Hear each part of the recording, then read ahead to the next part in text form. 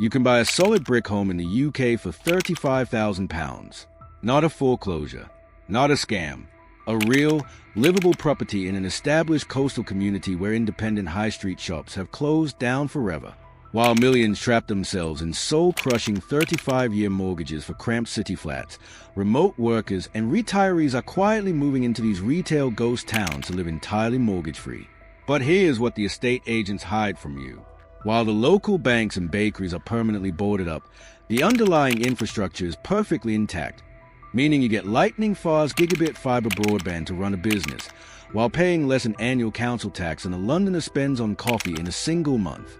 Wait until you see the former industrial powerhouse that lost 7 national flagship brands in under 12 months, creating a massive real estate arbitrage window right next to some of the cheapest land in Western Europe. Most people will completely ignore these areas because they look like a zombie movie at first glance, but making the wrong assumption about these locations could cost you 10 years of unnecessary savings spent overpaying for real estate in overhyped suburban commuter zones.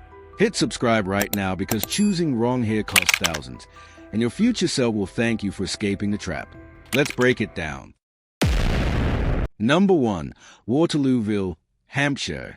In Waterlooville, you can buy a solid brick home for less than the price of a mid-range luxury watch and still have enough cash left over for a lifetime supply of antidepressants. Waterlooville, Hampshire.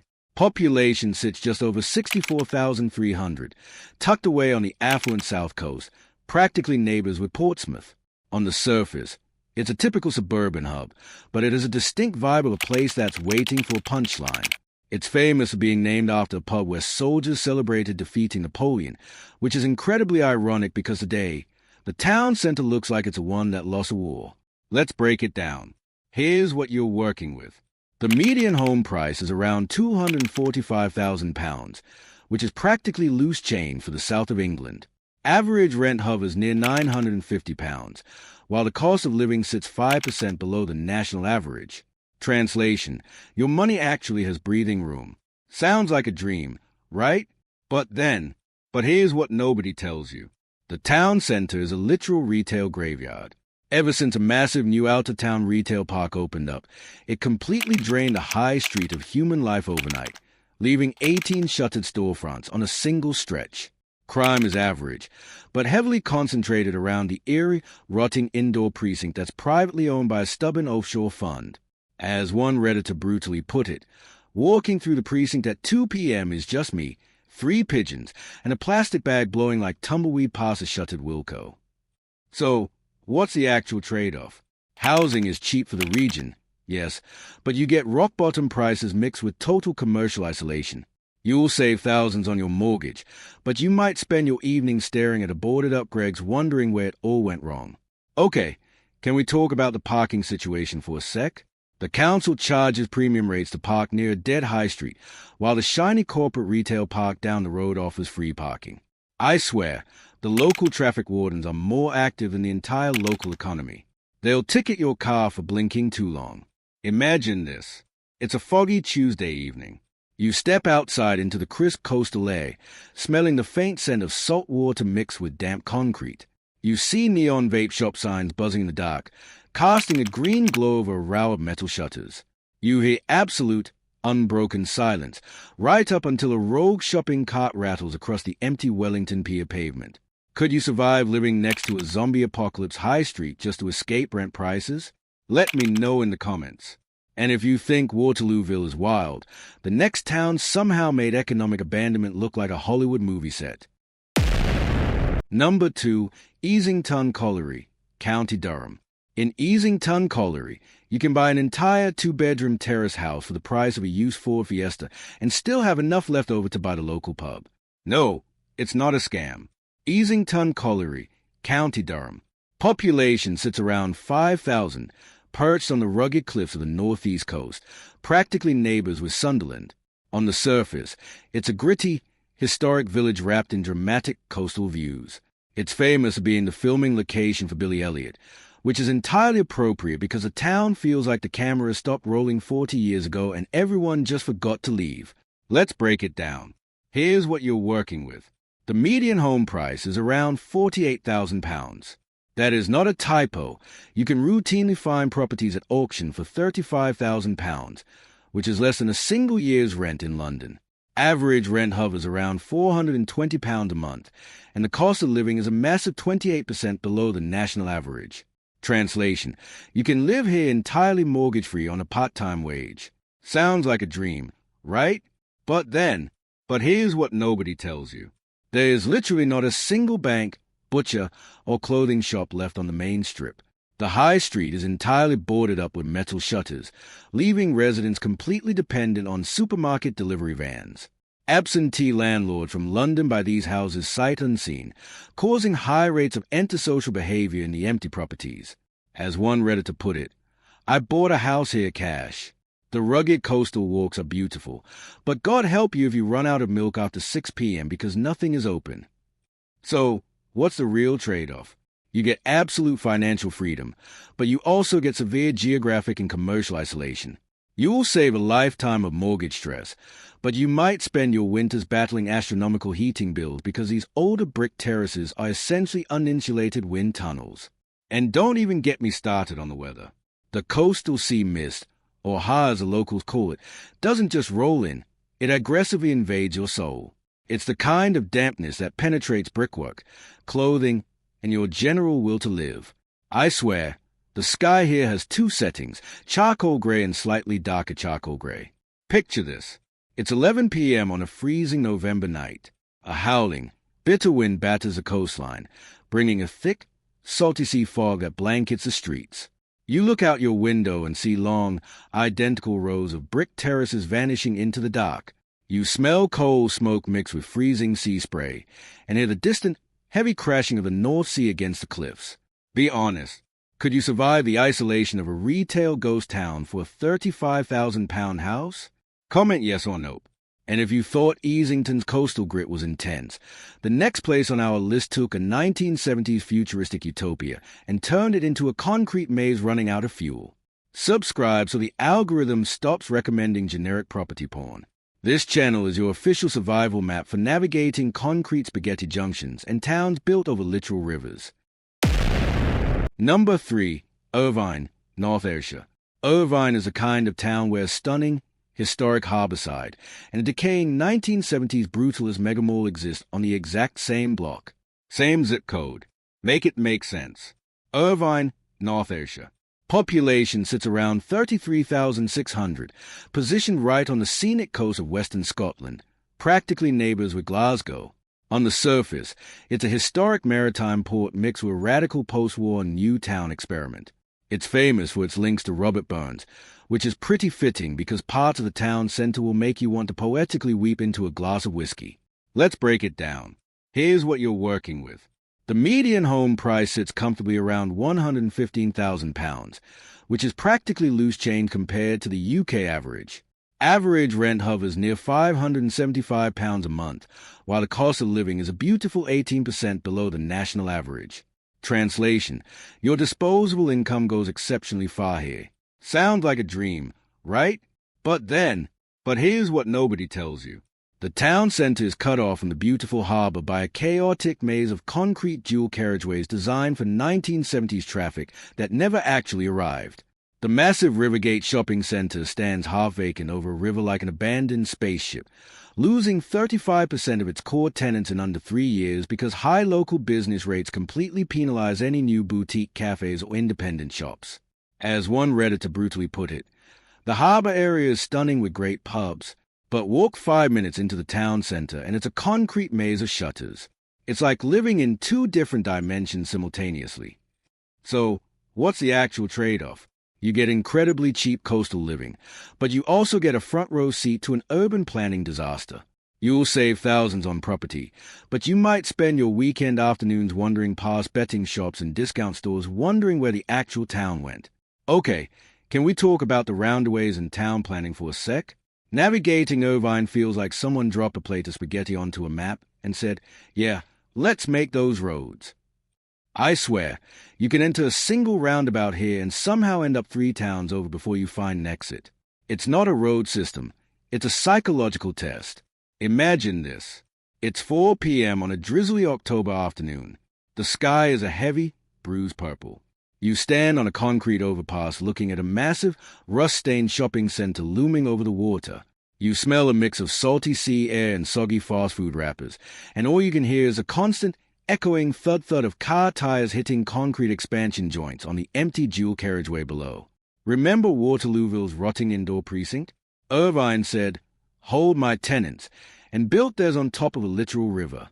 And if you think Irvine's concrete maze is wild, the next town on our list is surrounded by mountains of dark slate, gets hit with 200 days of rain a year, and looks like a Gothic movie set where time permanently stopped 40 years ago. Number 4. Blaenau-Ffestiniog, Wales. You can buy a charming mountain cottage in Blaenau-Ffestiniog for the price of a mid-sized SUV. Yes? Really? No. It's not a scam, assuming you don't mind living in a place that looks like a beautiful, moody indie film about the end of the world. Blaenau-Ffestiniog, Wales. Population stands at a quiet 4,800, nestled deep in the heart of Eryri National Park, practically neighbors with Betws-y-Caerdd. On the surface, it's a jaw-dropping mountain village surrounded by colossal, towering cliffs of dark slate. It's famous for historically roofing the world with its slate mines, but today, the town center feels like a Gothic time capsule where the high street clocks permanently stopped back in 1984. Let's break it down. Here's what you're working with. The median home price sits around £120,000, which is an absolute steal for a national park location. Average rent is £600 a month, and the cost of living is 15% below the national average.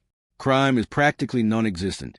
It's one of the safest places in the country. Sounds like a dream, right? But here's what nobody tells you.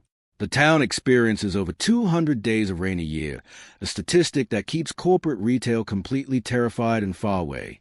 Because of the unique geography, giant gray slate tips loom over the empty storefronts, casting the high street in a permanent, moody shadow. Plus, if you don't speak Welsh, the remaining local gathering spots can make you feel like an absolute outsider. As one Redditor put it, "It feels like living in an epic fantasy novel. The mountain views are breathtaking, but the damp gets into your bones if you don't keep the log burner roaring." So, what's the actual price of admission? You get pristine mountain air and cheap housing, but you also get severe commercial and physical isolation. You'll save a fortune on a mortgage, but you might spend your winter staring at the gray stone walls wondering if the sun is ever coming back. And don't even get me started on the rain. This isn't a gentle, romantic British drizzle. This is aggressive, sideways, horizontal mountain rain that laughs at waterproof jackets. I swear, the umbrellas here don't protect you. They just act as specialized sails to help you glide down the street faster. Picture this. It's 3 p.m. on a dark December afternoon. A thick, heavy mist hangs low over the slate peaks, completely swallowing the mountain tops. You look down the high street and see ancient stone buildings, their dark gray facades glistening under a fresh downpour, with completely silent, empty storefronts staring back at you. You smell wood smoke from a nearby chimney in wet slate, and all you can hear is the rhythmic, heavy drumming of water hitting the pavement.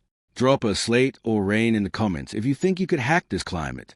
And if you think a rainy mountain town in Wales is a trip, wait until we head down south to one of the poshest areas in England, where wealthy commuters accidentally manage to totally destroy their own high street. Number 5. Royal Tunbridge Wells, Kent. Royal Tunbridge Wells is a kind of ultra-posh town where multi-million-pound mansions and a completely hollowed-out retail core exist on the exact same block.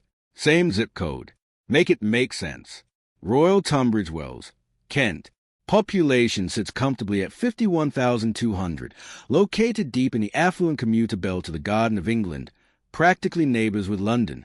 On the surface, it's a stunning, historic spa town famed for its Georgian architecture and leafy parks.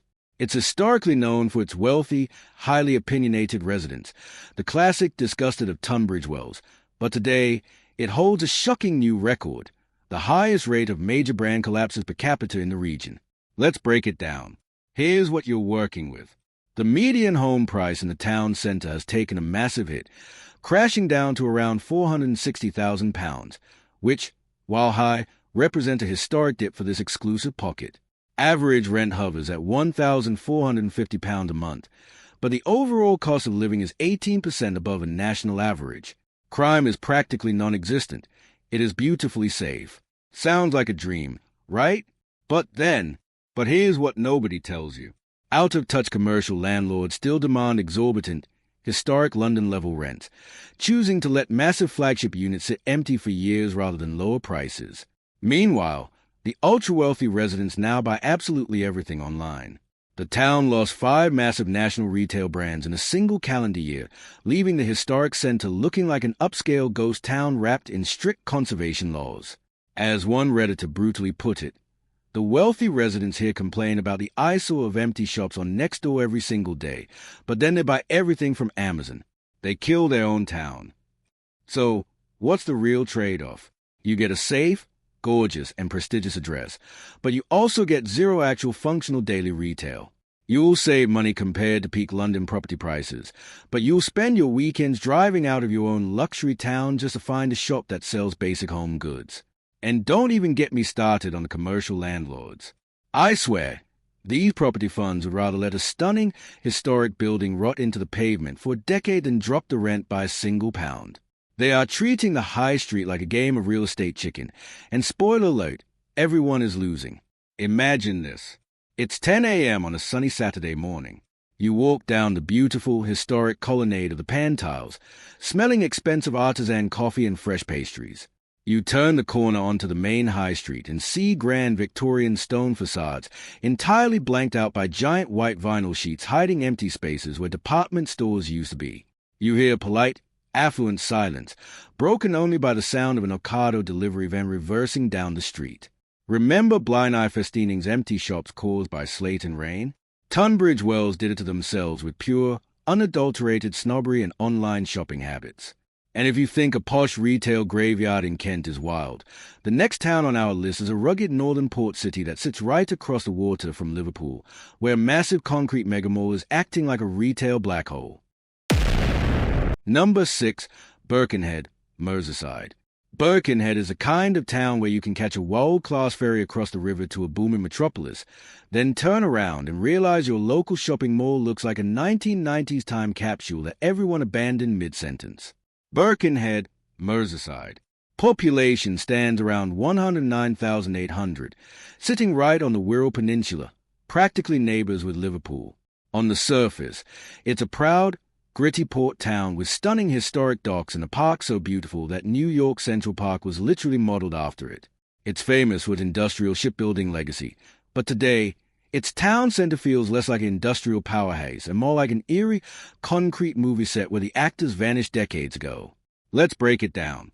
Here's what you're working with. The median home price sits at an incredibly low £110,000, which is practically pocket change compared to the rest of the country. Average rent hovers around £625 a month, while the cost of living is a beautiful 20% below the national average. Translation: you can get a massive Victorian terrace here for a fraction of city prices. Sounds like a dream, right?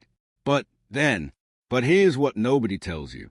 The town centre has been completely hollowed out by a retail black hole called Liverpool One, a massive megamall sitting just a 5-minute train ride away across the water that sucks away every single shopper with pulse. The iconic Pyramid Shopping Centre has suffered 7 major national high street brand collapses within a 1-mile radius, leaving behind a depressing maze of metal shutters and dim lighting. Vandalism rates in the abandoned retail core are high, and massive multi-million-pound regeneration promises have been stalled for a decade. As one Redditor put it, there's incredible history here, and the parks are beautiful. But the town centre is heartbreaking. It feels like everyone just crossed the Mersey and forgot to come back. So, what's the actual price of admission? You get ultra-cheap housing and instant access to a major city, but you also inherit a completely broken urban core. You'll save a fortune on a mortgage, but you might spend your evenings looking at a sea of grey security grills wondering if your neighborhood will ever see investment.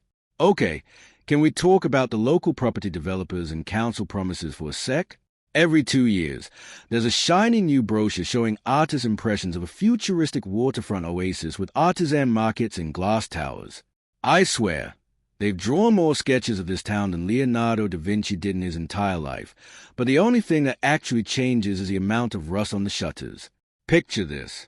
It's 6 p.m. on a damp, gray Tuesday evening. You stand outside the cavernous, darkened entrance of the old market square, smelling stale rain and diesel fumes from a lone passing bus. You look down the street and see towering Victorian architectural bones entirely covered in graffiti-tagged sheet metal. The only sound you can hear is a rhythmic, distant clank-clank of a loose metal sign swinging back and forth in the wind. Let's pause for a second because I want to hear from you. Look at your own local high street right now. Is it thriving with independent shops, or has it been completely overrun by vape shops, betting lounges, and boarded-up windows? Drop your town's name and its current state in the comments down below. And if you think Birkenhead Retail Graveyard is wild, wait until we head over to the east of England, where a tiny historic market town holds a truly shocking nationwide record for the most sudden, catastrophic retail collapse in modern British history. Number 7. Fakenham, Norfolk. Fakenham is a kind of town that holds a truly shocking nationwide record for the most sudden, catastrophic retail collapse in modern British history, despite being completely surrounded by picture-perfect countryside. Fakenham, Norfolk. Population sits at a tiny 8,400 people, tucked away in the scenic, rolling hills of North Norfolk, practically neighbors with King's Lynn and the elite coastal holiday villages of Blakeney. On the surface, it's a gorgeous Georgian market town filled with red brick charm and historic racing heritage. It's famous for its tranquil atmosphere, but today, it holds a terrifying statistical crown, an astronomical 47 high street store closures per 100,000 people, turning its historic center into a silent movie set. Let's break it down. Here's what you're working with. The median home price sits around £230,000, which is highly competitive for rural Norfolk. Average rent hovers around £825 a month, while the cost of living is 5% below the national average. Crime rates are exceptionally safe. It is mostly populated by retirees. Translation: your life here will be quiet and affordable. Sounds like a dream, right? But here's what nobody tells you. The local economy historically relied on elderly shoppers who preferred brick-and-mortar stores, but when major corporate chains pulled out during recent retail restructurings, the town lost its anchor points. Tourism from the wealthy Norfolk coast completely bypasses Fakenham for trendy seaside villages, and because there's zero youthful infrastructure, the entire town goes completely pitch black and dead by 5:30 p.m. As one Redditor put it, it's a perfect place if you want total peace and quiet. The Georgian buildings are gorgeous, but if you want to buy anything more complex than a loaf of bread or a bowl of wool, you're driving 40 minutes to Norwich. So, what's the actual price of admission? You get a beautiful, safe countryside base for a reasonable price, but you also inherit total commercial stagnation. You'll save money on property, but you might spend your evenings wondering if the entire world outside Norfolk has stopped existing. And don't even get me started on the things to do after dark. Or rather, the complete lack thereof. If you enjoy a vibrant nightlife that isn't just a single local pub closing early or a lonely takeaway, you are out of luck. I swear, the most exciting event after 6 p.m. in Fakenham is watching the streetlights flicker on. Imagine this. It's 7 p.m. on a crisp, clear autumn evening. You walk across the historic market square, smelling wood smoke and clean country air. The grand Georgian architecture looks pristine under the moonlight, but every single window is dark, and the shop fronts are completely empty. You hear absolute, unbroken silence, not even traffic, just the sound of your own footsteps echoing off the brick walls. Remember Tunbridge Wells' empty shops caused by wealthy online shoppers? Fakenham suffered the exact same fate, but because its local demographic simply aged out of the high street. And if you think a silent market town in Norfolk is a trip, wait until we head down to the safe West Coast, where a famous holiday resort town sees its high street turn into a permanent graveyard for shops. Number 8. Torquay, Devon. Torquay is a kind of town where a glamorous marina filled with million-pound yachts and a derelict high street straight out of a post-apocalyptic thriller exist on the exact same block. Same zip code. Make it make sense. Torquay, Devon. Population sits around 52,000, positioned right on the palm tree-lined coast of safe West England, practically neighbors with Exeter. On the surface, it's a heart of the English Riviera, famed for its sandy beaches, grand Victorian hotels, and being the birthplace of Agatha Christie. It's famous with booming summer tourism, but today, its main shopping district feels less like a sunny holiday resort and more like a permanent graveyard for shops. Let's break it down. Here's what you're working with. The median home price sits at an incredibly low £215,000, which is an absolute steal for a coastal town in the south. Average rent hovers near £850 a month, and the cost of living is 8% below the national average. Translation: you can buy a property with sea glimpses for a fraction of what you'd pay down the road in Cornwall. Sounds like a dream, right? But here's what nobody tells you. The economy here is hyper-seasonal. Businesses make all their money in 12 weeks of summer and literally starve for the remaining 40 weeks of the year. 5 major national chains pulled out of the town center simultaneously, leaving massive, empty historical footprints that are rapidly degrading. Because holiday lets and Airbnb investors have driven up residential prices just enough to price out local hospitality workers, the area faces elevated drug and alcohol-related antisocial behavior around the abandoned town center. As one Redditor brutally put it, the view of the marina looks like the south of France.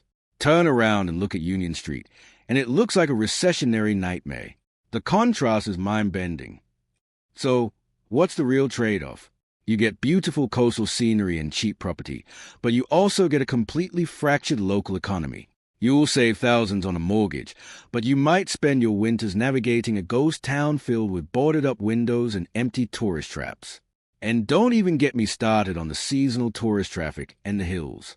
In July, it takes 4 to 5 minutes just to drive a single mile because the roads are gridlocked with caravans.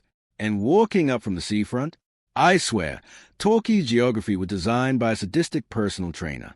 The hills are so steep your calf will be screaming before you even find an open coffee shop. Imagine this. It's a windy Tuesday evening in February. You walk down Union Street under a gray, drizzling sky, smelling a mix of stale sea salt and cheap fast food grease. You look up and see a grand, towering Victorian storefront, its ornate glass window completely blanked out by peeling plywood and graffiti. The only sound you can hear is the loud, mocking cry of a seagull fighting over a discarded chip wrapper on the empty pavement. Remember Birkenhead's empty mall being drained by Liverpool One? Torquay didn't even need a nearby megamall. They just let the winter season kill off their high street entirely. And if you think a faded coastal resort town is wild, the next place on our list is an affluent Midlands market hub that proves not even booming population growth and wealthy residents can save a historic high street from the ultimate retail apocalypse. Number 9. Market Harbour, Leicestershire. Market Harbour is a kind of town where boutique organic food shops and an astonishing rate of high street closures exist on the exact same block. Same zip code. Make it make sense. Market Harbour, Leicestershire. Population stands at a thriving 24,000, nestled comfortably in the affluent rural heart of the East Midlands, practically neighbours with Leicester.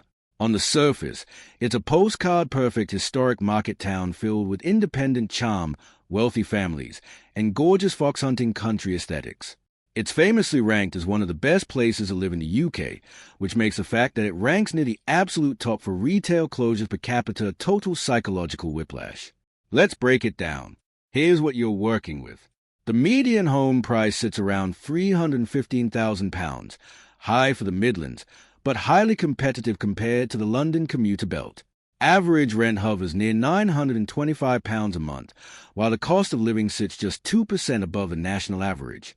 Crime is exceptionally low, and the area is a pristine, highly desirable residential pocket. Sounds like a dream, right? But here's what nobody tells you. The town is expanding rapidly with massive new housing estates built on its fringes, but these new residents commute directly to Leicester or London via the nearby train station, spending zero cash on the local high street. High business rates heavily penalize traditional brick-and-mortar setups on the historic square, while online warehouses pay fractions in comparison.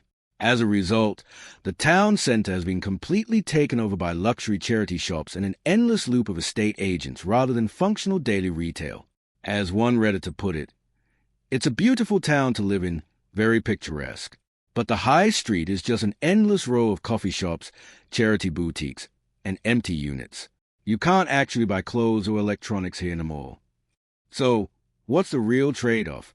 You get a gorgeous, safe, and prestigious rural base, but you also inherit a high street that is completely useless for actual, practical living. You'll save money compared to peak southern property prices, but you might spend your weekends driving out of your own dream town just to find a shop that sells basic homeware. And don't even get me started on the sheer number of estate agents and charity shops.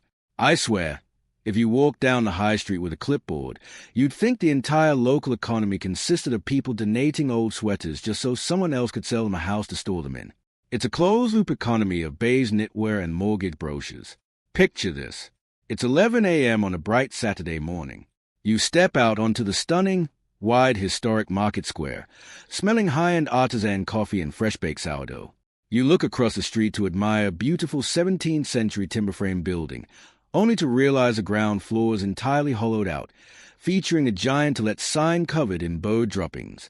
You hear the cheerful chatter of affluent shoppers, broken only by the constant chime of phones as everyone orders their actual goods on Amazon Prime. Remember Tunbridge Wells' posh retail graveyard? Market Harbor is a Midlands version, proving that having money doesn't mean your town gets to keep its shops. And if you think a wealthy Midlands market town losing its centre is wild, wait until we head out west to an old industrial powerhouse near the Welsh border where the steel left decades ago, and the high street quickly followed suit. Number 10. Workington, Cumbria. Workington is a kind of town where a £50 million, award-winning modern shopping precinct and a completely hollowed-out industrial ghost town exist on the exact same block. Same zip code. Make it make sense. Workington, Cumbria. Population stands around 25,000, positioned right on the rugged, wind-battered coast of northwest England, practically neighbors with Whitehaven and the dramatic western edges of the Lake District. On the surface, it's an old industrial powerhouse built on iron, coal, and steel, mixed with a shiny, relatively new retail experiment called Washington Square. It's famous for historically producing the railway tracks that literally bound the British Empire together, which is deeply ironic because today, the town centre feels like a completely uncoupling from the modern economy. Let's break it down. Here's what you're working with. The median home price sits at a staggering £138,000, but if you look at the traditional rows of terrace houses, the average drops straight down to an unbelievable £103,000. Average rent hovers near £600 a month, while the cost of living is a beautiful 22% below the national average. Translation: you can bag yourself a solid, multi-story brick property here for a literal fraction of what a microscopic studio apartment costs down south. Sounds like a dream, right? But here's what nobody tells you. When the heavy industry and steelworks choked out their final breath decades ago, they left behind an economy that was entirely fragile. To fix it, developers built a massive, gleaming outdoor shopping center, but the retail apocalypse didn't care about shiny new concrete. In a series of catastrophic blows, the town lost its massive anchor tenants, including a cavernous, multi-floored Debenhams and a giant H&M, leaving behind monstrous, yawning empty spaces that no local business can afford to fill. The local high street has been hammered by national brand collapses, turning what should be a vibrant regional hub into a depressing maze of security grills and shuttered facades. As one Redditor brutally put it, the scenery out toward the lakes is stunning, and the people are as salt of the earth as it gets. But the actual town center is heartbreaking. It feels like a retail graveyard built on top of old industrial bones. So, what's the actual price of admission? You get absurdly cheap housing right on the doorstep of the UK's most famous national park, but you also inherit a severely isolated, stagnant coastal economy. You'll save a lifetime of mortgage stress, but you might spend your weekend staring at a sea of grey security grills wondering if investment will ever return to the coast. And don't even get me started on the geographic isolation. If you want to visit a major city for a proper night out or a specialized shopping trip, you are looking at a grueling, winding 2-hour drive across the mountain passes just to hit the M6 motorway.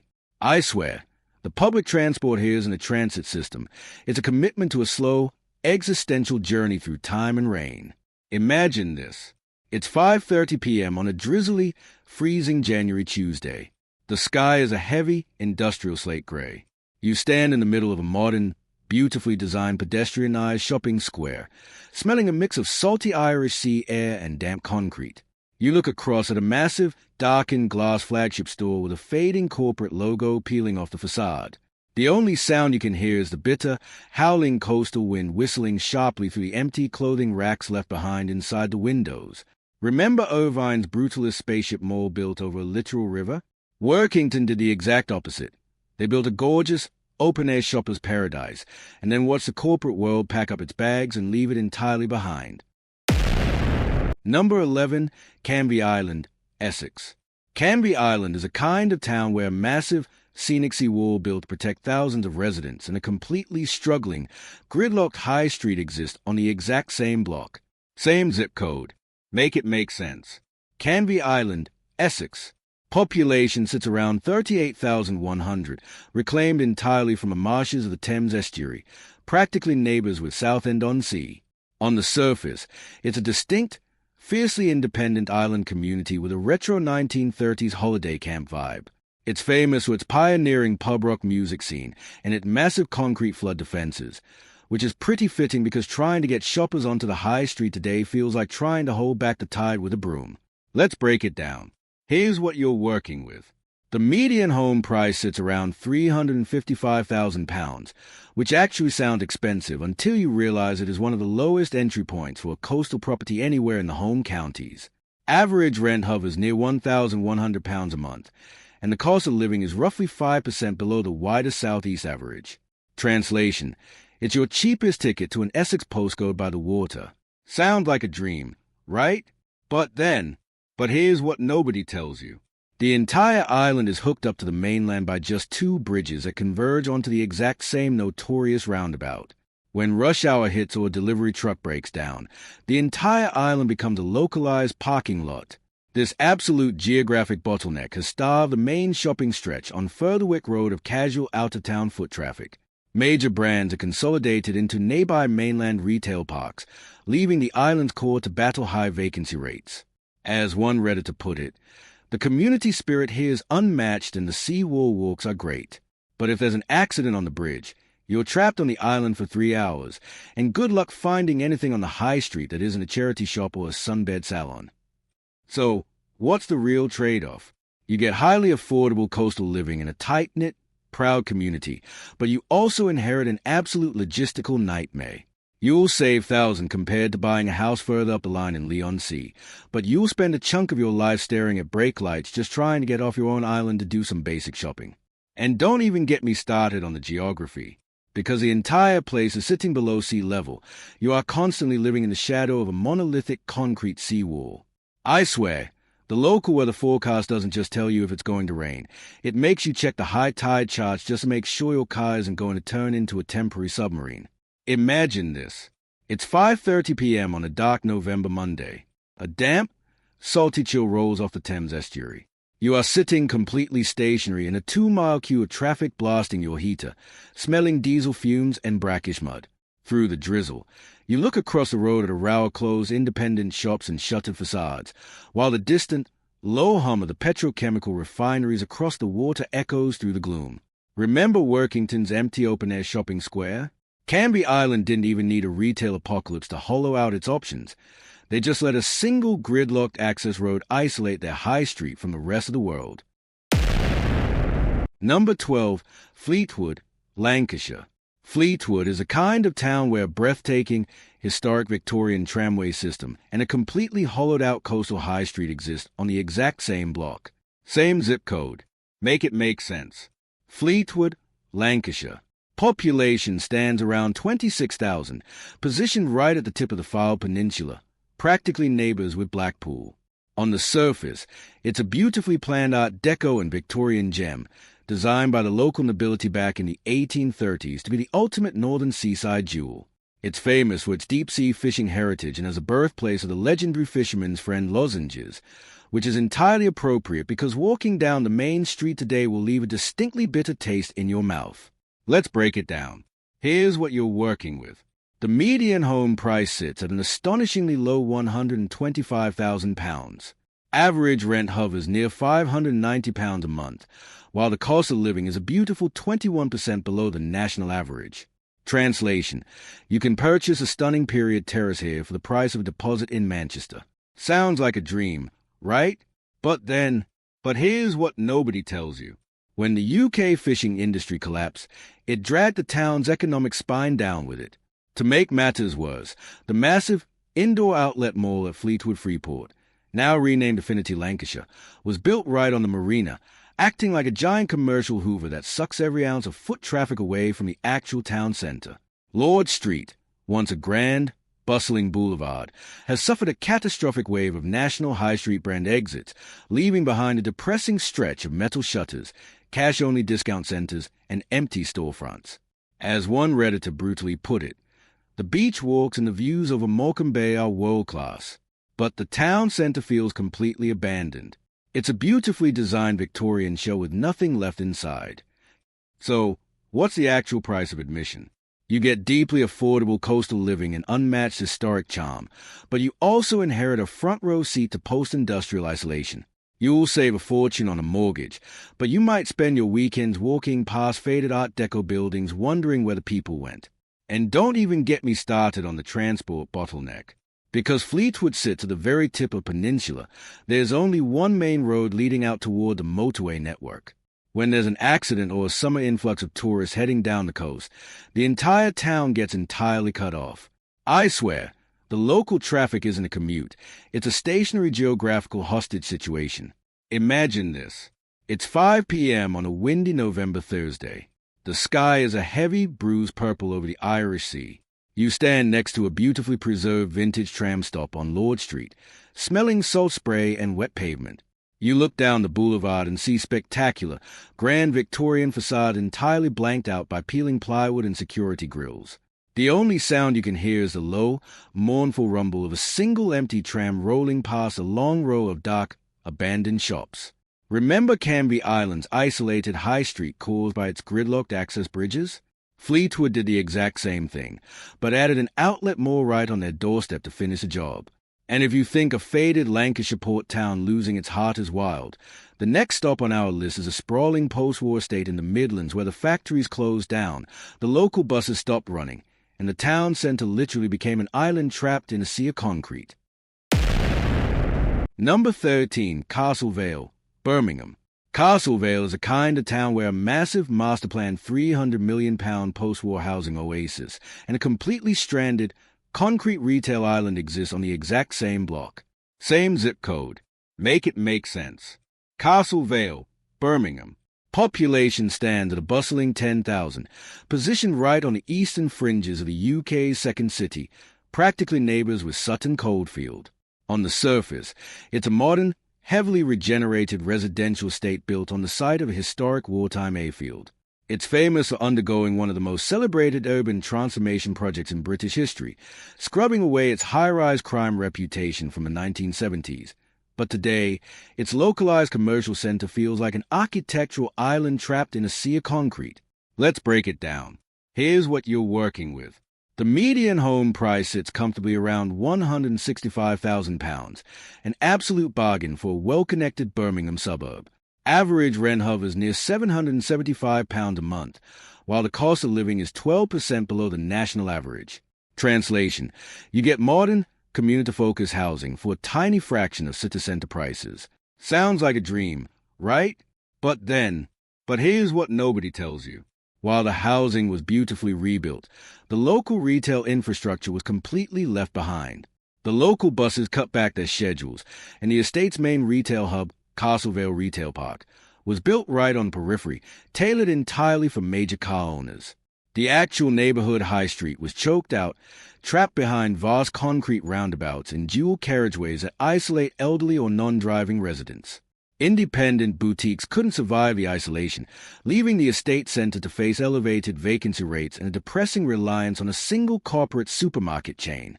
As one Redditor put it, the houses are nice and the community spirit is massive, but if you don't drive, you're functionally stranded in a concrete ring road.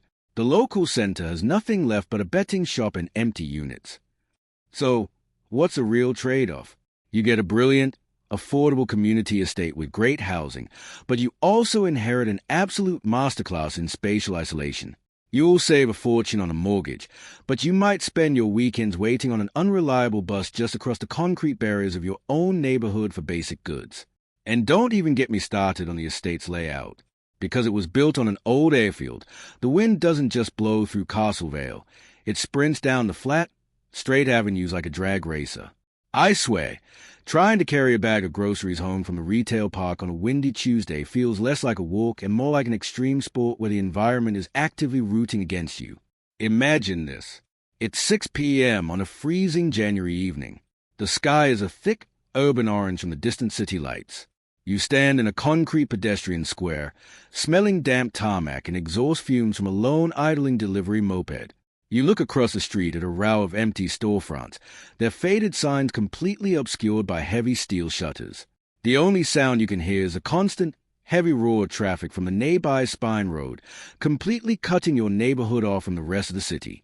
Remember Fleetwood's isolated high street caused by an outlet mall on the marina? Castlevale did the exact same thing, but wrapped their entire town center in an impenetrable ring of dual carriageways to finish the job.